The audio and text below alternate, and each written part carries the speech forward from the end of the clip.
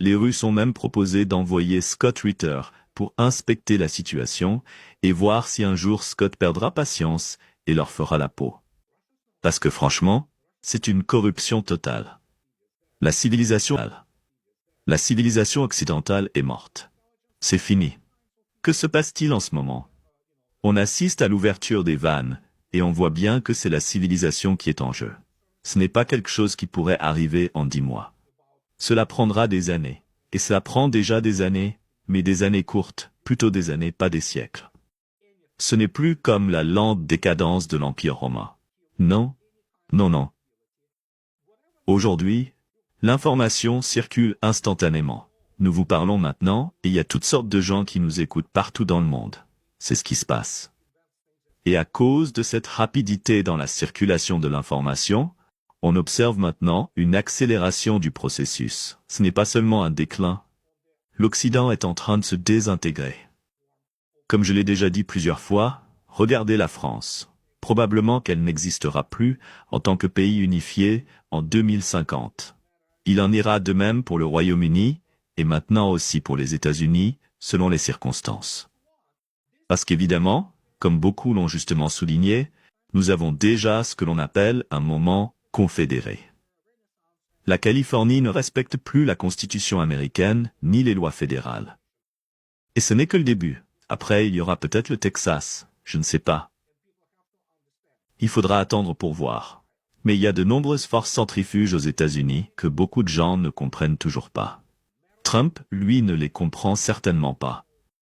Beaucoup de gens ne réalisent pas que tous ces Biden, Obama, Trump, ce sont des facilitateurs de cette désintégration, sur laquelle beaucoup d'entre nous ont mis en garde depuis longtemps. Maintenant, tous les faits sont réunis, les facteurs sont en place, et ils commencent à se manifester.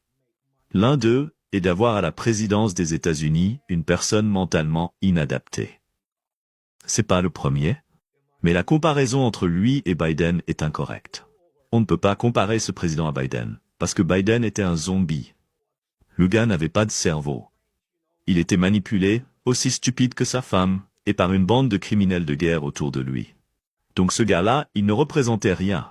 Il n'était même pas conscient qu'il était président des États-Unis. Cette comparaison est donc fausse. Mais regardez ce que nous avons aujourd'hui. Oh mon Dieu! Il n'y a aucun homme d'État normal depuis que le dernier vrai homme d'État a été, évidemment, George Herbert Walker Bush, Bush Senior. Et après lui, eh bien, on a eu ce que l'on appelle le Free Willy, puis Bill Clinton, et ensuite, plus rien. Les États-Unis sont en train de tomber. Ils ne sont plus sur la bonne trajectoire, ils dégringolent. C'est triste à voir, mais ils ont détruit leur pays. Il n'y aura pas de solution sur le terrain. Les Russes sont réalistes. L'opération militaire spéciale entre la Russie et l'Ukraine a cessé d'être un simple conflit depuis avril 2022, lors des premiers affrontements. Les Russes ne font absolument pas confiance à l'Occident, ce qui était évident. La seule chose possible, c'est une solution par le champ de bataille. Et c'est ce qui se déroule à l'heure actuelle. Et comme tu le sais, ceux qui ont une vraie compétence et un véritable passé militaire professionnel regardent les facteurs qui comptent. Pas toutes ces conneries, ces fanfaronnades de politiciens européens qui disaient d'ailleurs que la ligne de front est stabilisée aujourd'hui lors de la réunion de l'OTAN. Les Russes sont coincés, mais franchement, ils sont ce qu'ils sont, un groupe d'idiots. Si on regarde attentivement leurs officiers de l'OTAN, c'est vraiment triste. C'est une image pathétique. Mon Dieu. Et ça va encore empirer, car il n'y a aucune compréhension réelle de la guerre moderne, ni à Bruxelles, ni à Washington, ni à Kiev. Ils vont continuer à se détériorer jusqu'à ce que les derniers vrais professionnels soient écartés, ce qui est la procédure normale dans ce type de pouvoir oligarchique.